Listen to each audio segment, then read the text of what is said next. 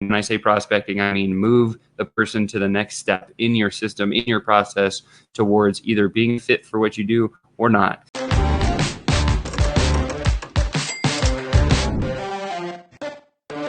Good morning, Sales Ascender. So excited to see you with me here again today for another high ticket tune-up. I'm so pumped about today's question. Claire asks this. She says, Sean, so when you say prospecting, is it the initial goal simply just to move people into a Facebook group, or is it to schedule a call to sell your thing? The objective of prospecting is to put new opportunity in onto your calendar, into your pipeline, like wherever that system is, however you have it set up.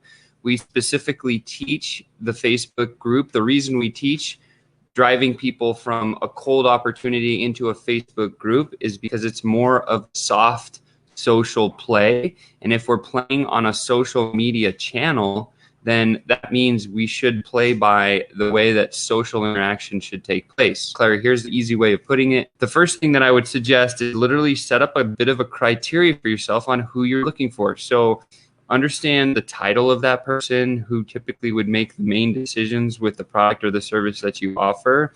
Understand what their page or social channels probably look like. So doing some research after you have a handful of customers, like kind of go back and look at trends on when they started with you. What did their social profiles look like? And start profiling. That's why they call them a profile. So you can profile them socially to see if they actually have the thing that you solve. So in our case, we look for business to business owners that are super hungry to continue putting qualified sales opportunity on a calendar that may not have an automatic system on how to do that. So that's the one problem we solve. Kind of always goes back to that. So figure out what is the one problem that you solve, Claire, and then look into any of the social channels and see if you can kind of forecast that these people you're looking at actually have that issue. And then if they do, all we want to do is start an easy conversation with them, a social conversation with them. I use the dating analogy quite often. When you go to date somebody, you don't just ask, hey, let's get married. It's like, no. Hey,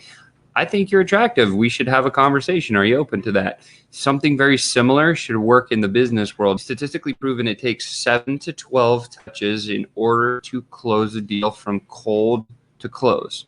So, or I guess cold to close if you're looking at the screen backwards, like I'm not. So what we should do is think about how can we set up a system that automatically has those 7 to 12 touches. We use a Facebook group. We start conversations and invite them into a Facebook group. If they are the right fit, we have a systemized way of continuing those touches until we get them onto the calendar. So the first time we actually speak with them is after 7 touches or more. And that has proven very successful for us. It's worked for a lot of different high-ticket consulting clients that we have. And if that's something that works for you, then I really encourage you to do that. If you'd like to learn more, please hit me up in a personal message, because that's the problem that we actually solve, and we're really good at it. Neither here nor there. Again, the point is this. Shift your mindset to qualifying to disqualifying. Most people, when they speak with others, they always try to qualify them into their opportunity.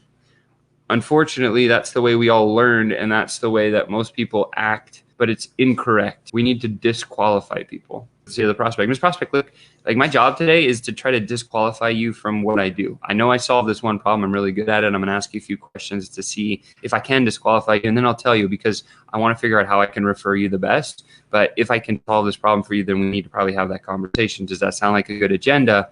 And now you've put the whole pressure back on that person. And their mindset's like, oh yeah, like I should probably be qualified for this thing. And literally the whole conversation shifts, the dynamic, and you'll see the results are pretty amazing. So that's why we always teach, we want to disqualify people. So when we first start talking to them, if they have the indicators, we immediately assume that they have the problem we solve. And then our job is now to say, hey, I'm going to disqualify you by asking a bunch of questions to make sure that you're not a fit for what I do. But look, if I can't do that, then we probably should have that conversation. Does that sound okay? And it's totally backwards from any other sales conversation that most every people have ever had, and it will get you big results. When I say prospecting, I mean move the person to the next step in your system, in your process, towards either being fit for what you do or not. And if not, then move directly to referral conversation. If so, then start having the conversation on how you can solve the problem and what it looks like, how much it's going to cost, what's the buying decision or the buying process, and then get into the deal. and I hope you're doing well. Go fight, win, sell more, prospect hard,